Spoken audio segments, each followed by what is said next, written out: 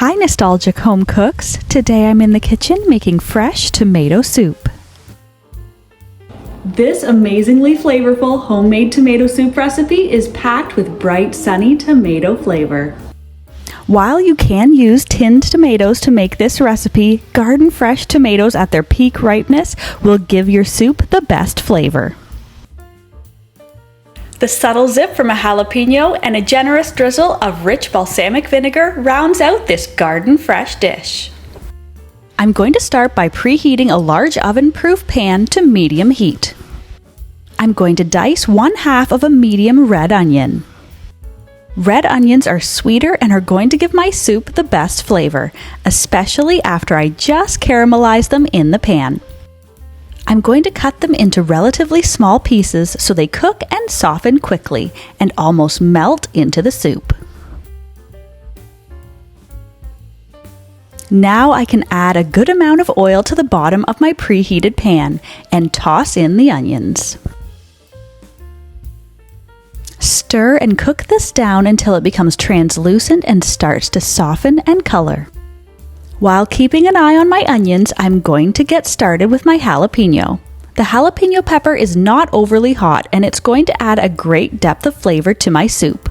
Most of the heat is found in the inside ribs and the seeds, so if you want a more subtle flavor, make sure to remove them.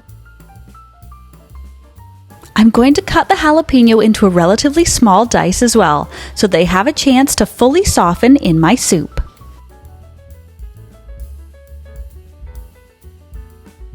Just before adding my pepper, I'm going to add in 1 clove of minced garlic. Stir and fry it in with the onions to soften. I'm going to add in my bright jalapeno and give it a stir into the pan. While this is cooking down, I'm going to get on with preparing the tomatoes. I have a few different sized tomatoes today, so I'm going to cut them all down until they're about the same size. This will help them all cook evenly. The tomatoes are going to cook and soften much faster than the rest of the ingredients, so no need to cut them down any smaller than in quarters. You'll need about 5 medium to large tomatoes for this recipe, or you can substitute the fresh tomatoes with 1 large tin of canned tomatoes. Add the tomatoes to the pan with the rest of my now softened vegetables. Give them a stir just to start them coloring slightly. This is going to add to the flavor of the soup. To help balance out the acidity in the soup, I'm going to add in 1 teaspoon of brown sugar. You can also use white sugar, but I love the deep molasses flavor that the brown sugar adds to my soup. Drizzle over about 1 to 2 teaspoons of balsamic vinegar. This is also going to add a great richness to the soup. If you don't have any on hand, you can replace this with lemon juice. Going to season with a few good grinds of salt and pepper.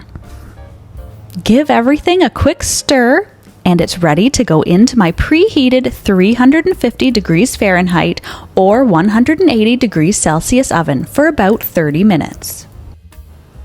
This is going to give my ingredients a chance to meld and mingle together and intensify their flavors. When the tomatoes are soft, remove the pan from the oven. I'm going to use an immersion blender to puree to a smooth soup. You can also use a food processor for this. I'm going to add about 1 cup of broth and then fully blend down the soup to a smooth, silky consistency. If you want your soup to be extremely smooth and silky, pass it through a fine mesh strainer. I have this cone-shaped strainer called a chinois, which is a great tool for soups. It helps me get every last bit of the liquid out of my vegetable puree. But if you'd prefer a rustic, chunkier texture, then feel free to skip this step.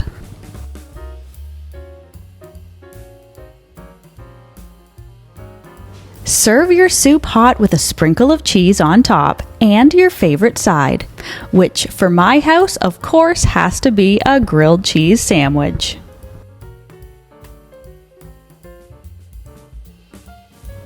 Enjoy!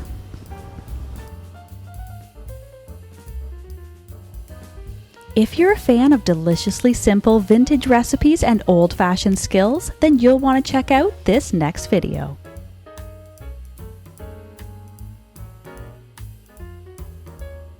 Thanks for stopping by.